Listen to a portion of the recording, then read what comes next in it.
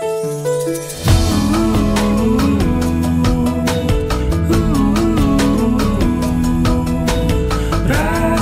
TV untuk Islam yang satu.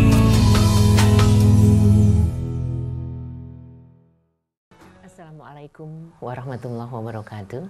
Ikhwan akhwat rahimakumullah. Subhanallah, sungguh sangat beruntung kita punya kesempatan untuk bersama-sama kembali di Bincang Komunikasi Rasil TV dan Radio yang hadir setiap minggu pertama dan kedua jam 4 sampai jam setengah 6. Insya Allah ya, acara ini akan membuat kita semakin piawai, semakin mahir berkomunikasi dengan siapapun, dalam kondisi apapun, dengan konteks apapun. Alhamdulillah wa syukurillah, karena kesempatan ini kita mudah-mudahan semakin bertambah, mampu menjadi hamba Allah yang mampu menjaga lidah dan perasaan orang lain. Tentu tidak lupa salam dan salawat kita sampaikan kepada kekasih kita, junjungan kita Muhammad Rasulullah SAW beserta keluarga dan kerabatnya. Hari ini seperti biasa Mbak Mona yang datang dan beliau sudah ada di sini, Dr. Laila Mona Ghanim. Assalamualaikum warahmatullahi wabarakatuh. Waalaikumsalam warahmatullahi wabarakatuh. Nggak jalan-jalan ya? Demi jalan-jalannya ke sini. Nggak hujan juga? Iya. Oh hujan? Hujan. Baik, tapi itu bukan halangan. Iya. Hari ini kita bahas soal apa? Kita mau membahas tentang cek dan recheck informasi. Pentingkah? Penting sekali. Iya. Jadi kalau kita dapat informasi nggak boleh langsung percaya begitu saja, ditelan begitu saja. Betul. Jadi harus dikunyah dulu. Harus dicek kebenarannya, dicek kebenaran. tabayun terutama ya. ketika kita masih merasa ini harus dicek lagi deh gitu. Jadi keyakinan bahwa segala sesuatu harus dicek ulang itu harus kita tumbuhkan agar segala sesuatunya menjadi lebih apakah? Kita simak saja bahasan dari Dr. Laila Mona Ghanim sore ini. Silahkan. Terima kasih Mbak Nuning, Iwan dan akhwat yang dirahmati Allah. Assalamualaikum warahmatullahi wabarakatuh. Senang sekali balik lagi hari ini kita ketemu untuk membahas tentang bincang komunikasi. Iwan dan akhwat, komunikasi berisi pesan atau informasi. Nah, saat ini adanya kemudahan dalam mengakses informasi berdampak yang sangat besar dan memberikan manfaat yang sangat besar kepada kita. Tapi di sisi lain, informasi yang begitu luas bisa menimbulkan konflik juga di berbagai tempat. Jadi kita perlu berhati-hati terhadap manfaat dan mudarat dari kelimpahan informasi yang kita miliki.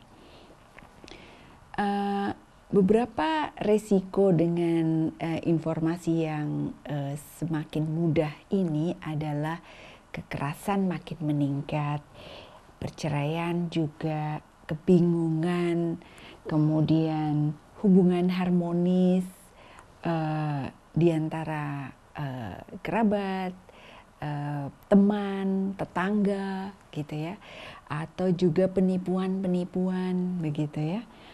Apa sebabnya? Nah, salah satu dari penyebab kondisi yang tidak mengenakan tadi adalah masyarakat makin mudah memperoleh informasi tersebut makin menyebar, namun tidak banyak yang punya kesadaran untuk melakukan penelitian, mencek dan melakukan recheck terhadap informasi yang diterima. Langsung dikonsumsi informasi tersebut. Nah, setiap informasi juga nggak seharusnya perlu kita sebarkan atau kita sampaikan pada orang lain. Bahkan dari orang yang baik, isinya juga benar, begitu ya. Tidak semata-mata perlu kita share kepada publik. Kita perlu melakukan pertimbangan-pertimbangan. Nah, saat ini kita akan membahasnya. Iwan dan akhwat yang dirahmati Allah, ada sebuah kisah yang menurut saya menginspirasi. yaitu seseorang yang namanya Busyair al-Adawi datang ke Ibnu Abbas radhiyallahu anhu. Dia berkata, Rasulullah Shallallahu Alaihi Wasallam bersabda, dan selanjutnya, namun Ibnu Abbas tidak mendengar dan memperhatikan dari omongan dari orang tersebut.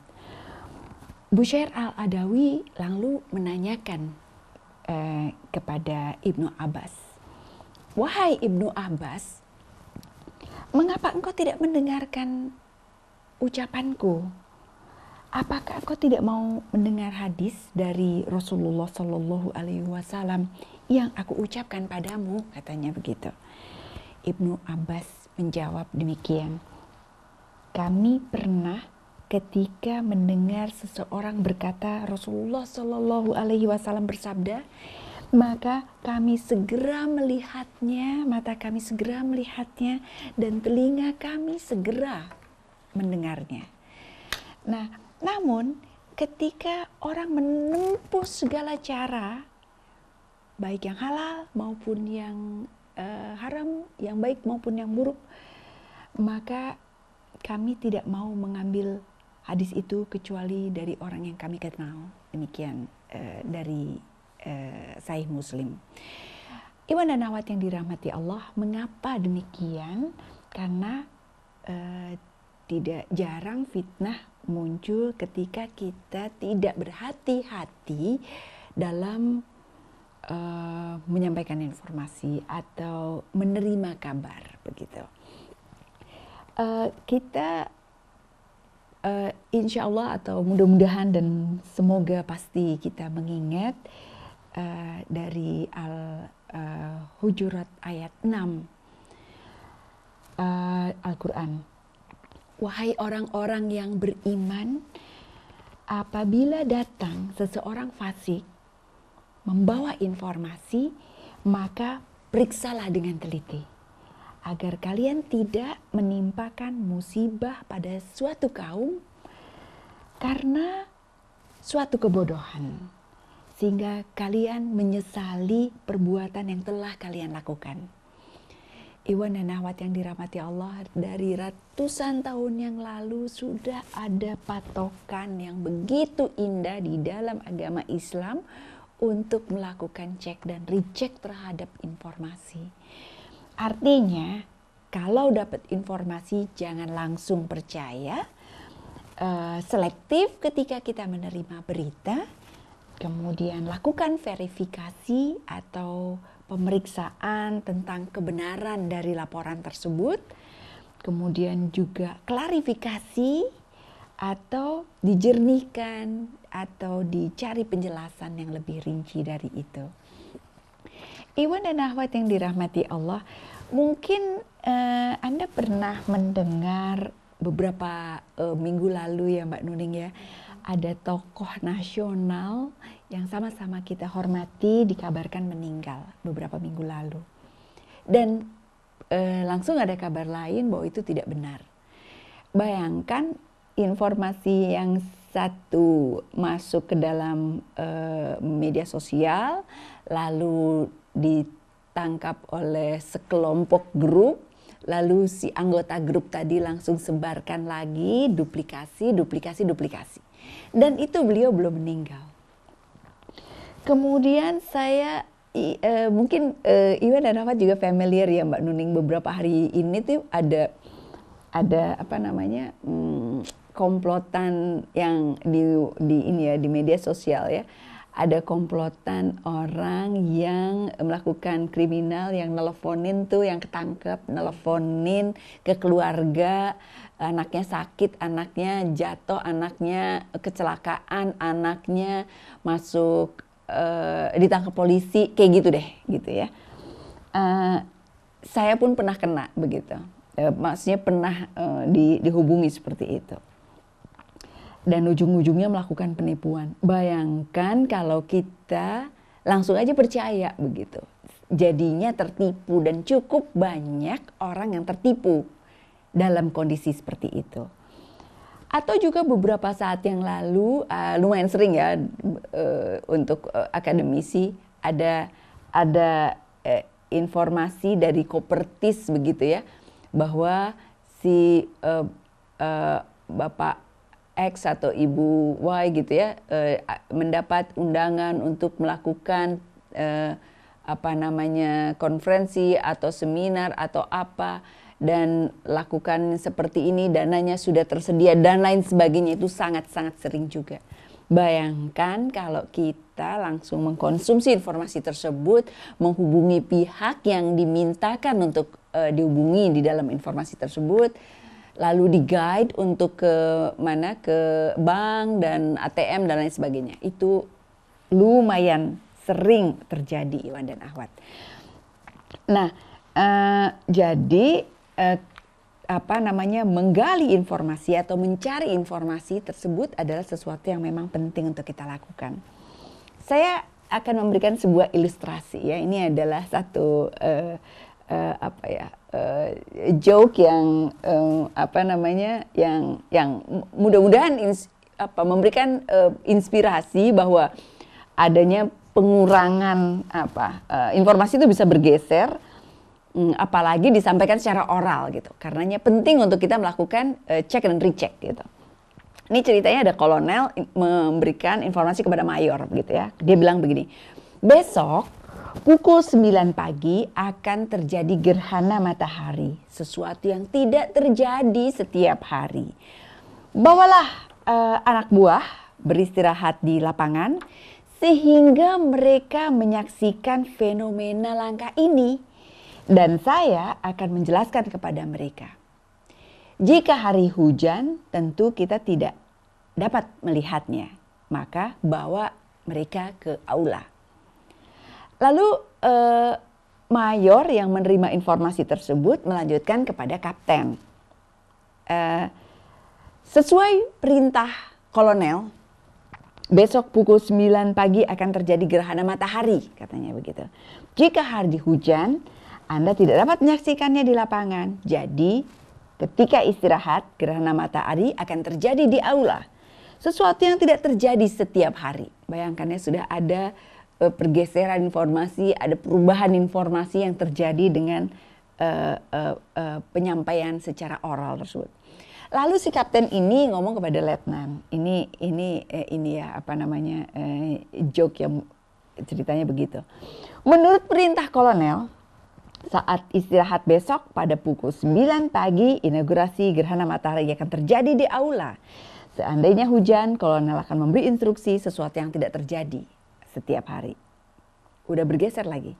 Lalu letnan memberitahu kepada sersan, besok pagi pukul 9 saat istirahat, kolonel akan membuat gerhana matahari di aula.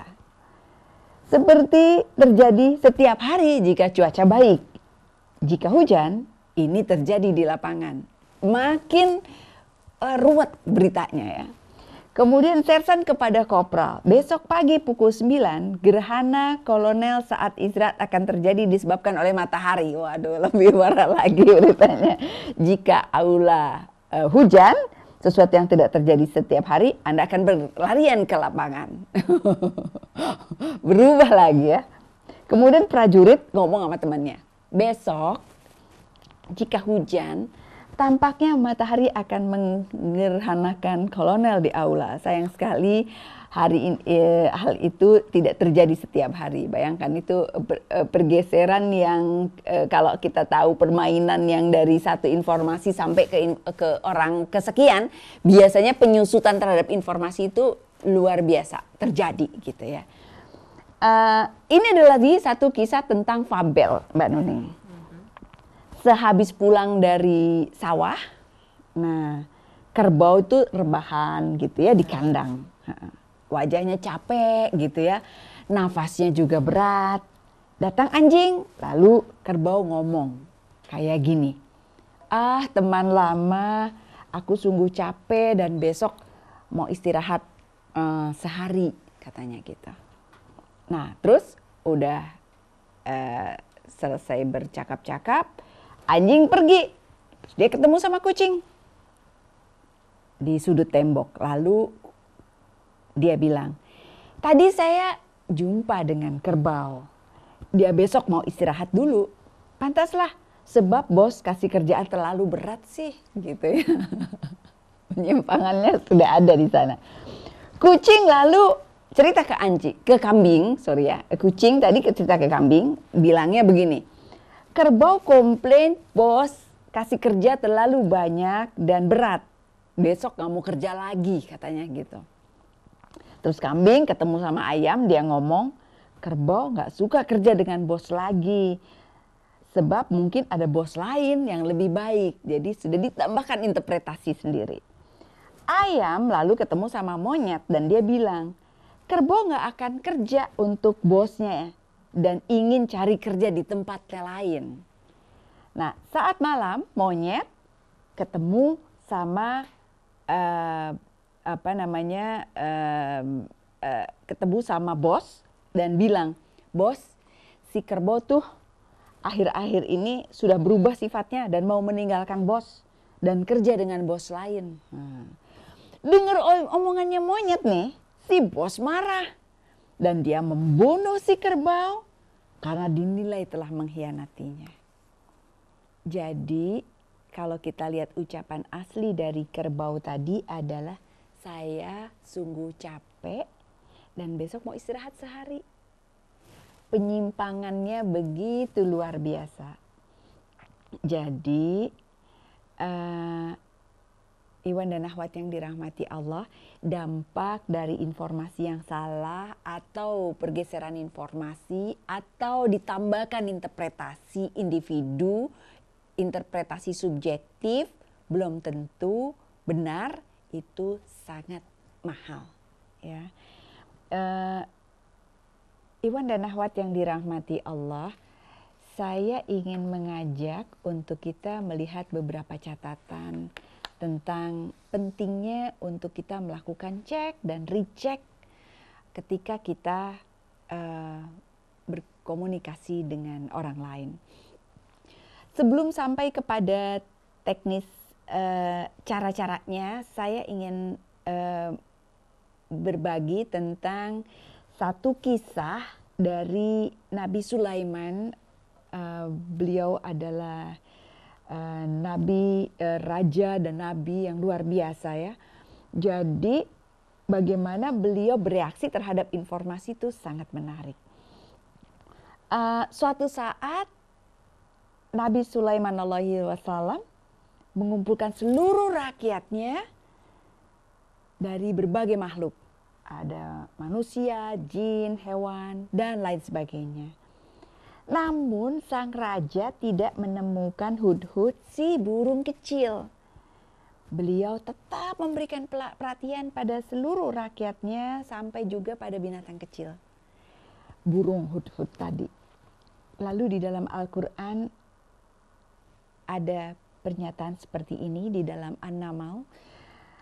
Dan dia memeriksa burung-burung lalu berkata, mengapa aku tidak melihat hudhud? Apakah dia termasuk yang tidak hadir? Pasti akan kuhukum ia dengan hukuman yang berat atau kusembelih ia, kecuali jika ia datang kepadaku dengan alasan yang jelas. Jadi Nabi Sulaiman memberikan inspirasi bahwa kalau kita merujuk kepada aturan hadir ketika dipanggil oleh raja, begitu ya. Dan karena burung hudhud tidak hadir, maka akan dihukum.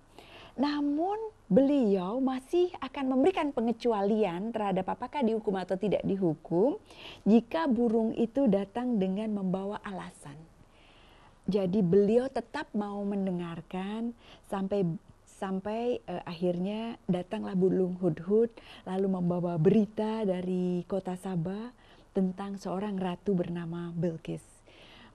Mendengar itu Nabi Sulaiman tidak langsung percaya, bahkan beliau memerintahkan untuk mengirimkan surat kepada Ratu Bilqis.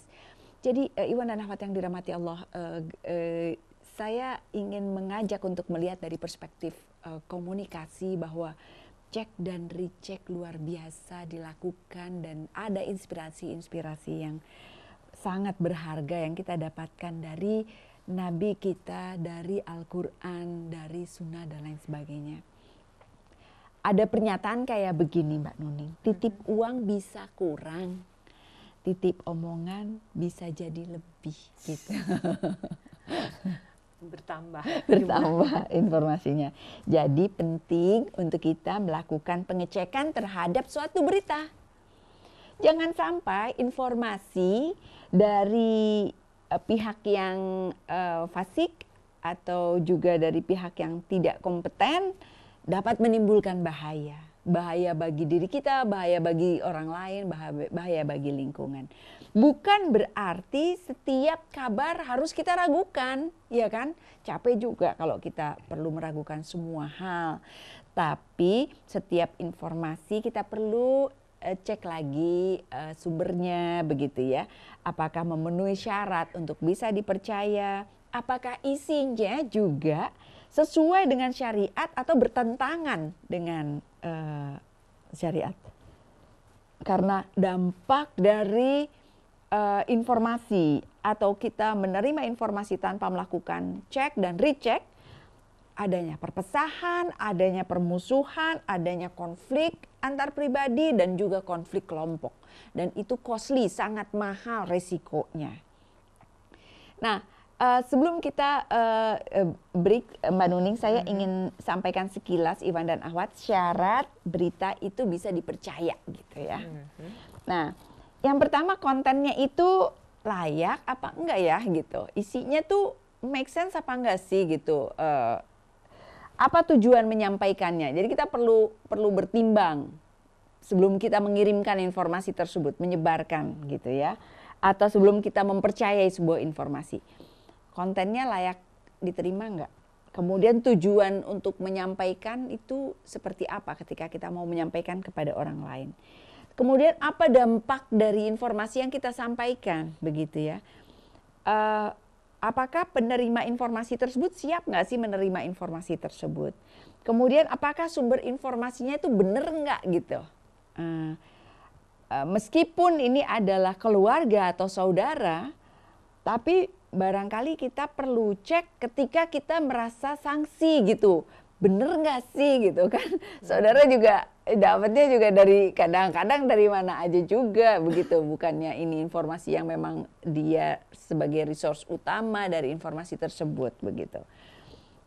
Perlukah informasi ini berhenti atau stop di saya gitu ya? Sampai di telinga saya aja. Tidak harus saya sebarkan pada orang lain. Karena kita sebenarnya perlu berhati-hati dengan kebiasaan melanjutkan percakapan orang lain. Karena orang punya kecenderungan untuk nambah-nambahin gitu ya. Atau ngurangin gitu ya.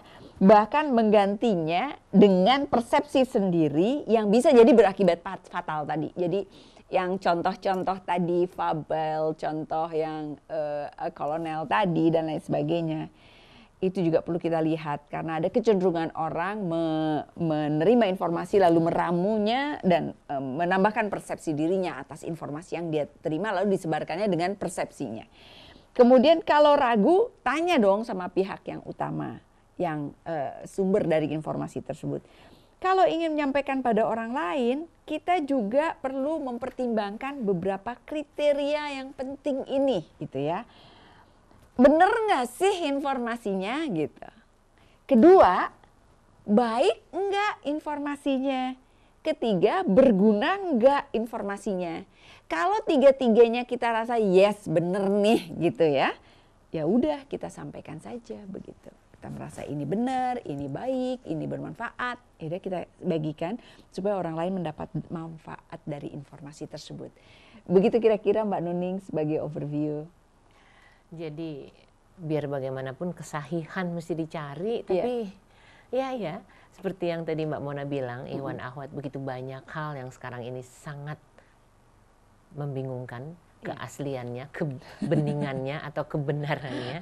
Jadi kepedulian terkait dengan apa yang Mbak Mona sampaikan tadi, mudah-mudahan akan mempersuasi kita ya, nggak asal percaya gitu aja. Betul. Oke, nanti kita lanjutkan kembali. Terima kasih untuk Fahri, Fajar, dan Nuklis, dan juga untuk teman-teman yang ikut menyebar luaskan acara bincang komunikasi dari silaturahim ini, yaitu teman-teman di Batam, di Banyuwangi, di Pontianak, kemudian juga di Semarang, di Sukabumi. Mudah-mudahan nanti semakin banyak lagi ya. Kami akan kembali ke ruangan Anda. SMS atau WA ditunggu di 08111 999 720. Atau mau telepon langsung bisa di 845 15 12.